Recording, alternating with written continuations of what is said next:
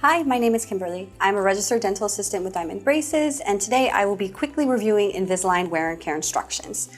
For your Invisalign aligners to work properly, you must wear them a minimum of 22 hours per day. You must make sure that you remove your aligners whenever you're eating, brushing your teeth, or drinking anything except for water. When you remove your aligners, keep them inside your case so they don't get misplaced or lost. When removing your aligners, rinse them with water, as dry saliva will create a foul-smelling bacteria to build up. Make sure you brush your aligners when you brush your teeth.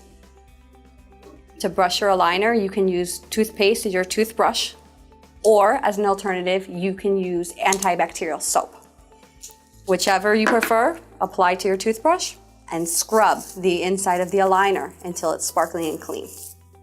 Thank you for watching this video. I hope it was helpful.